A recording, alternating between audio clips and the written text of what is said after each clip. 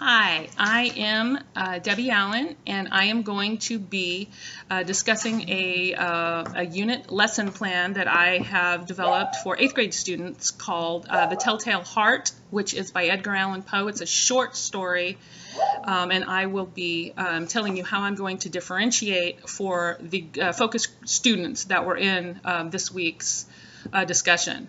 What I will be doing is offering the 1/3 group approach. I've done this before and it works very well. I put ELL students, special needs students, or just very struggling, low-performing students in groupings in the front. I will put average performing students in the middle, in groupings in the middle, and in the back of the room I'm going to put my high performing students, ones that will get done with all of the independent work very quickly. I do this because it allows me to work closely with the front groups. I can have things posted on the board that they can read over again. I can show them the video again if they need to see the read aloud video again. It's important that you make yourself available to individual help, and if they're all grouped together like that, I can help them all in one area rather than kind of going around the room back and forth. It tends to be a little bit more cohesive if they're all in one place. The Telltale Heart is by Edgar Allan Poe. It's kind of a creepy story. Students really like it. I usually do it around Halloween time.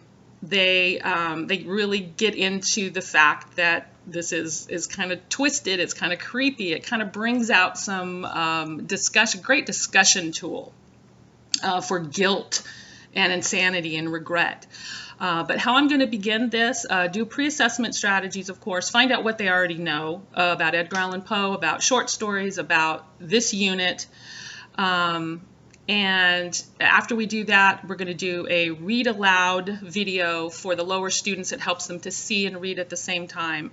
Then hand out, they're going to do close reads and individualized notes, and we're going to spend a lot of time focusing on narrator, the unreliable narrator, and what exactly he's talking about in each paragraph. So spend some time on that. Having class discussions after they summarize what we've read and answer some questions. And then when I'm happy with how things are going, if I don't need to spend more time, I'm going to close the lesson by doing what's called an insanity plea.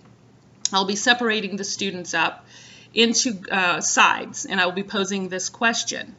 Does confessing to murder mean you're insane?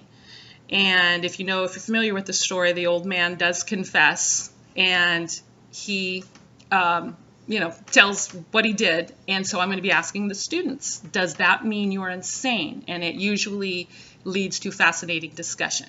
Okay, so that is how I'm going to differentiate for my lesson on the Telltale Heart. Thank you.